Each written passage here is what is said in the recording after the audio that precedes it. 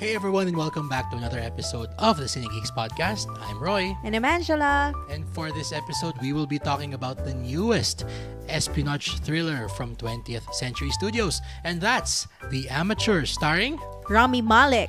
And Lawrence Fishburne. When his supervisors at the CIA refuse to take action after his wife is killed in a London terrorist attack, a decoder takes matters into his own hands. But before we continue, don't forget to like this video, subscribe to our channel, and share this video with your friends. Okay. So, The Amateur, newest film from Rami Malek. If I'm not mistaken, ito ba ang kanyang last since Bohemian? Gabi, hindi naman. Bohemian pa last. Hindi. Since Oppenheimer. Ay, kasi Oppenheimer, sobrang bilis lang niya dun. Since No Time to Die, siguro yung pinaka-high-profile project niya. Yes. Yung talagang bida siya. Kasi yung Amsterdam, which was a David O. Russell film, ano yun parang Hail Caesar. So parang yung medyo cameo lang siya. Yes, okay, tama. Okay, get. Sa Oppenheimer, cameo din siya doon. Sino nga ba siya doon? Siya yung nag-testify at the last minute, kaya hindi na-confirm si Louis Strauss. Oo nga pala, Yun. no? So talagang cameo yun. Super cameo lang. Parang walang 1 minute, no? Parang mga gano'n, mga 1 minuto. Ish. Gano'n. Pero yun na nga, tama si Angela. This is Rami Malek's first high-profile role since No Time to Die. Lead role siguro. No Time to Die as Lucifer Safin. Lucifer. So, huwag na natin patagalin pa. Okay. Ange, what did you think of The Amateur? The Amateur feels like a classic espionage thriller. Yun talaga yung pinaka naging impression niya sa akin Sobrang niyang old school. Sobra. Yung feels. Parang nasanay na tayo sa sobrang talagang CGI na talagang bakbakan, yung mga effects na sobrang extreme. I mean, for example, Mission Impossible. Tapos yung mga nakikita naman nating ultra-violent like John Wick. At saka yung mga iba pang mga yun yung trend. Pero ito ito yung talagang quintessential espionage thriller na talagang susundan mo lang kung ano yung nangyayari story-wise. And hindi siya masyadong hinged dun sa mga set pieces. Although may mga set pieces to, pero mas developed yung character. Mas dun ka naka-attach. Kumbaga, dun, yun yung pinanghahawakan mo talaga dun sa movie is this character and his quest for revenge. Yes. That's it. I love what you said nga na it's throwback of sorts to the espionage thrillers of old. You would say mga Bourne Identity. Ganon, yung Bourne series. Sakto. Actually, nakakatawa nga kasi it's yung Bourne, masabi ko lang sa nila, yung Bourne series, yung 3 sining yon, actually both made and in my opinion, ayoko naman sabihin destroyed, pero para siyang medyo hindi maganda yung naging influence nung third movie na yon to action filmmaking. And just to expound lang, yung Bourne Ultimatum, yung pangatlo. I mean, all 3 of them are great films in their own right. Yes. Wala akong masabi doon.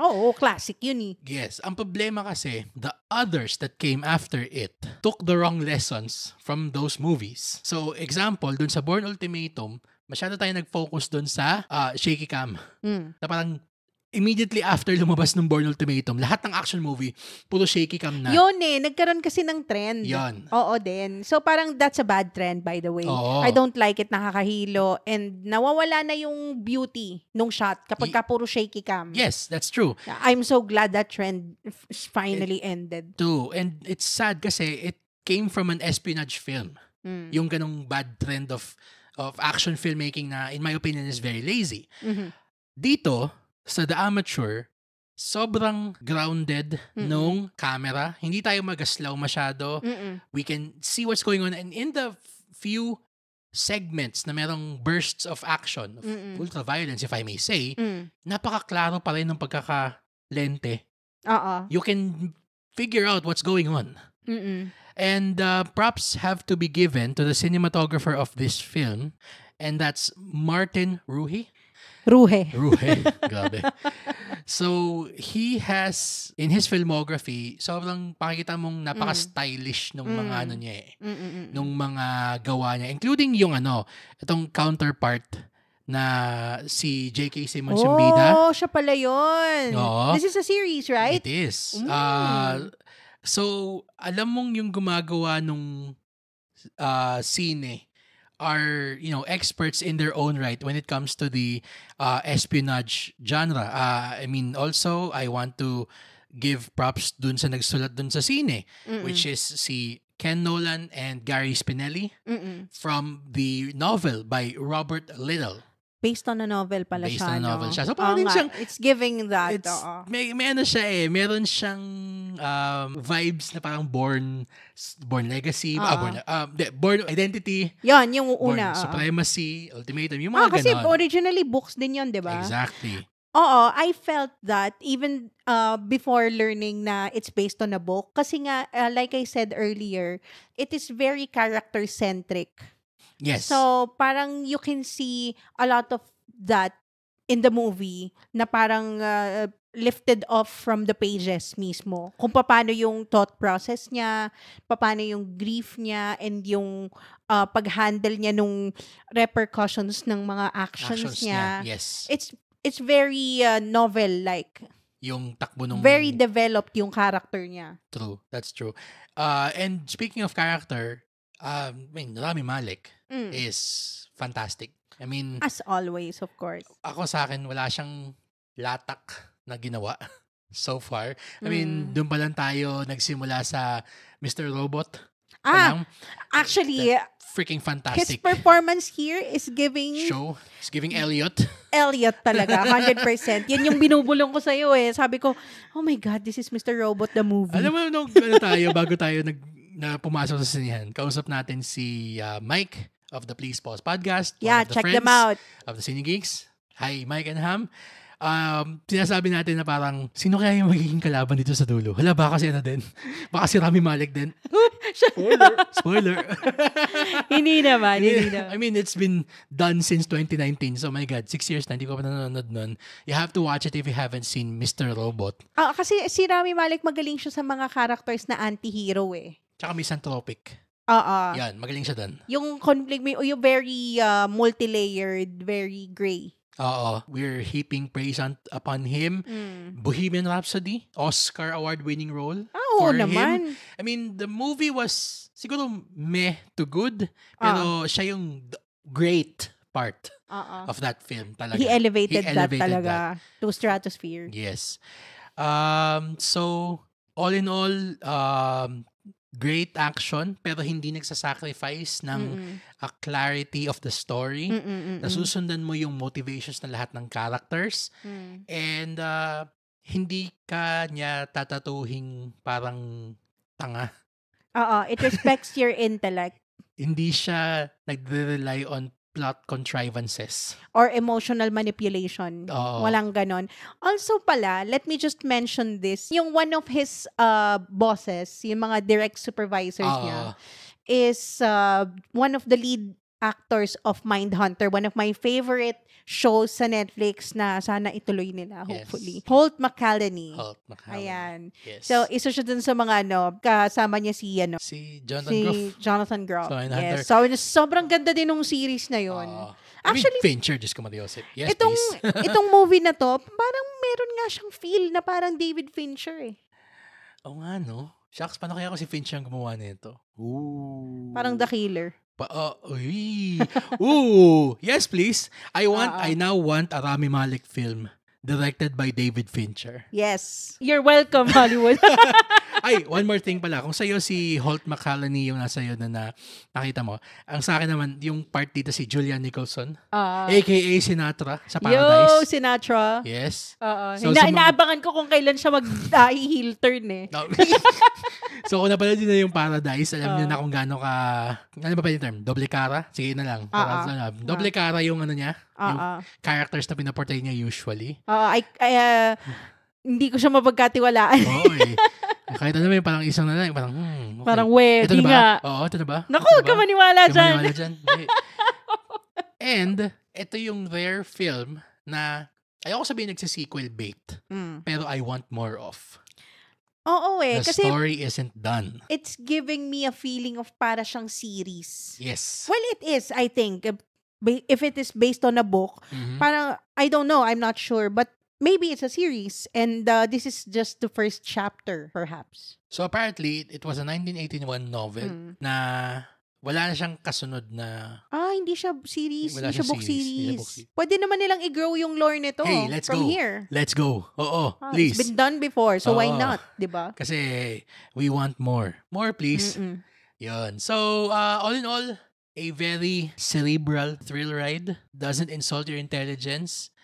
Rami Malek is fantastic, as usual. As usual. And Also, Lawrence Fishburne, yun. aka Morpheus in every movie. Yes. So, actually, Di ba? buti nga hindi siya parang Bowery King dito. Morpheus naman ngayon. Oo. Yun yung dalawang modes ni Lawrence Fishburne. Kung hindi siya Morpheus, Bowery King siya. Yun yung fun niya. Tapos yung business niya si Morpheus. Oo. So, for this movie, The Amateur, the Cine Geeks are gonna be giving it a rating of... A-. Yes. A-. Don't miss this film when it comes out. Masabi ko lang mabilisan lang, Cine Geeks. Nakikita ko kasi online ang discourse when it comes to original film, especially since we've gotten a lot of original films recently na magaganda. Oo. Kasi sobrang ganda. May Companion, may Novocaine, may Mickey 17.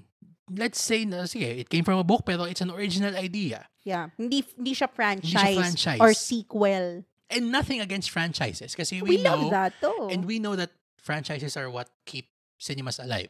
Mm. We know that reality. Pero, bakit walang nanonood ng original na sine? If you're saying, You ask for it. you ask for it, yeah. Sorry masabi ko lang, I love Netflix to death. But people who say na I'm gonna wait for it sa Netflix are very disingenuous kasi the movie that's being used to make movies like this come from box office. FYI po, hindi po nakakakuha ng pera galing sa Netflix ang ibang studios to make movies. They just sell the films to Netflix after the fact. Sige, it's great that Netflix becomes a platform for these films after release. Pero if less and less people are going to go to the cinema, as in pakunti ng pakunti, we won't have enough original stuff coming out anytime soon. Unfortunately so. So if you ask for original stuff to come out, Go please to the support cinema. it in the Support it. cinema. Yes, Oo. And exactly. don't just wait for it sa Netflix because we get enough of those already from Netflix, di ba? Oo. Kaya supportahan naman natin itong mga gantong mga original, especially yung mga local. yun din pa, oo. I mean, I'm very That's happy. that's a topic for another day kasi Yes. mahaba-habang usapan yan. Yan, medyo may socio-political, econo-political, Socio-economic, socio-economic, political. na mga ganun yan. Pero sige, tama. For another day. Yes. Yan, okay. So, Cine Geeks, what did you think of The Amateur if you've seen it already? Or kung hindi nyo pa siya napapanood, what is your favorite spy film? Ako, Spy Kids. De, joke lang.